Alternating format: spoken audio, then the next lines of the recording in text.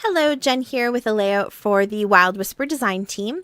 So I'm going to use their Wild Whimsy collection again this week, and I have two sets of pictures I'm trying to decide between. There's the beach pictures of my daughter or some aquarium pictures from the Mall of America aquarium. Ugh, I'm stumbling over my words. I'm sorry. Apparently I need more coffee. It's a snow day today here, and we just got a huge dump of like 30 centimeters of snow, and so I'm a little bit thrown off by everything. So you'll have to I will have to apologize for my tangents today. This might be an interesting voiceover. We'll see how it goes. In any case, I decided to put those beach pictures away for now, and come back to this octopus paper. So as soon as I saw this paper, I thought I'm going to cut those tentacles out and probably put them onto some white cardstock and do something fun with them. And so originally I was okay with punching all those holes out of this paper, and I used those circles for a layout last week. And you can see I have a bunch of circles punched in other pieces as well. But then I thought, you know what? I'm gonna stretch my my norm a little bit here. I just got my order of sequins from Wild Whisper Design. These are all Spiegel Mom scrap sequins. Some of them are exclusive to Wild Whisper. Some of them are just really fun mixes. They match the collections really well, and I had them sitting on the table beside me, and I thought, you know what? Instead of cutting those tentacles out, I'm going to turn all of those holes into little shaker pockets and do something different. So normally I tend to do a white background and add things to that white background, but in this case, I'm going to leave that piece of paper whole, and I'm just going to work with it. And in the end, this actually turns out to be such a fun layout, and I'm pretty impressed with myself for being out of the box. I know that a lot of people probably think this is not out of the box at all, but for me, it definitely is. So go along with me. It was a lot of fun to make. So what I'm going to do is start by making the back for those shaker pockets. And I've just taken my cardstock and I'm smushing some blue. Those are blue spray mists from Recollections. And they match the collection really well, and they kind of look like water. And that's what I was going for, was this sort of underwater feel with the blue and the bubbles. So I'm going to sort of smush and then splatter these two colors on. One is a little bit lighter than the other, so it kind of adds a little bit of interest and texture. And then now I have a Heidi Swap Color Shine in teal, which matches the teal in this collection pretty well. So I thought that might be fun to add a little bit of glimmer and shine to those bubbles. You don't see it too much, but anything that kind of adds interest and texture just makes the layout more fun, I think. So while that's drying, I'm going to get my photo ready, and I chose the photo of my three kids in one of those glass bubbles that's inside I guess this is like the tropical tank. So they, kids can poke their head through and then get an inside look at the aquarium. So I've taken this picture through a couple layers of glass and through water, and there's fish swimming around, and there's a big glare from the glass, and I was only using my cell phone, so it is really not the best quality picture, which is why I think that this is kind of the right layout to use this picture for, because the layout is going to be pretty busy, and I think the point of a layout like this is more about just sort of the fun and the whimsy, and not necessarily about the gorgeous picture that you've taken. So I'm going to tuck my photo behind those tentacles, make it look like the octopus is grabbing a hold of it, and you can still see all three of my kids' faces, and it really has this sort of underwater deep sea feel to it. And the tank itself was really dark because it was, they're trying to highlight the beautiful colors of all of those fish, like the clownfish and stuff like that. So the light is designed to catch all of those really pretty colors, which meant that there was not a lot of hope for this picture turning out perfect anyways. So I'm just going to go with it. So here you see I've taken some craft foam and I have covered the entire back of the paper.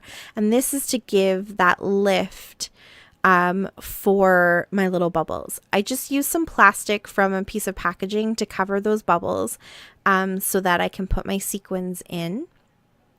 Because I know this is going to be behind a pocket anyways, it's going to be in a page protector.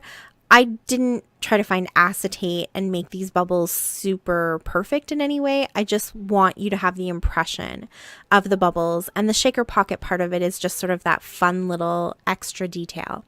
So now that I have all those sequins in there, I'm just going in and I'm filling in any little gaps around the circles that might let some sequins escape. You want to make sure that you have a pretty tight seal around all of your bubbles, or else all your sequins will just fall into the space in between this piece of paper and the back that I just created. So fill it in. It's like a puzzle. You got to fill it all in. Then I covered the entire back with as much glue as I could, stuck my white paper over top of it, and then I stuck a binder on it and I let it sit for a good hour or so to dry and make sure that that glue was really sealed down properly.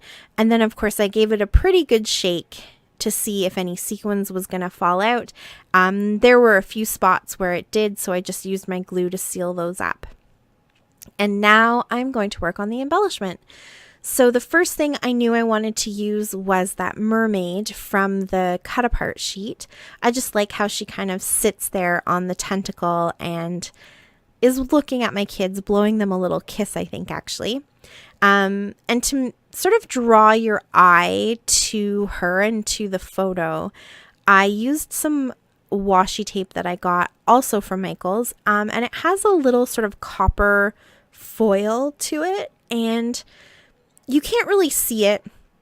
It's little shells, so it definitely is that sort of underwater theme, but you can't really tell other than the fact that the copper kind of attracts the eye because you can see it glowing, and that brings your eye back in towards the picture. And I'm going to do the same here behind this quote.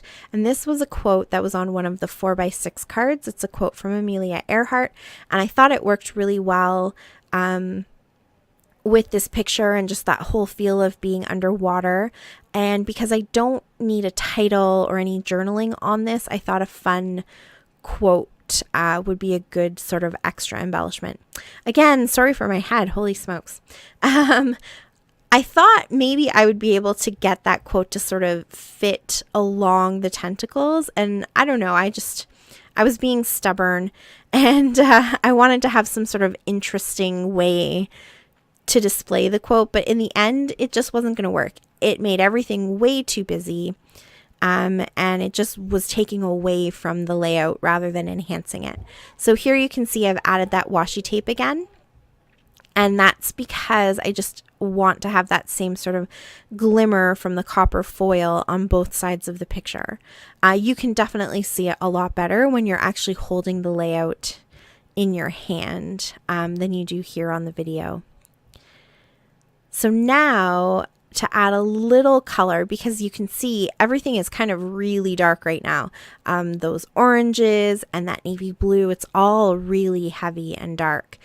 So I want to get a few more fun colors in here. So I've fussy cut a whole bunch of those little clamshells out from that piece of paper, and I'm going to scatter them all over the layout.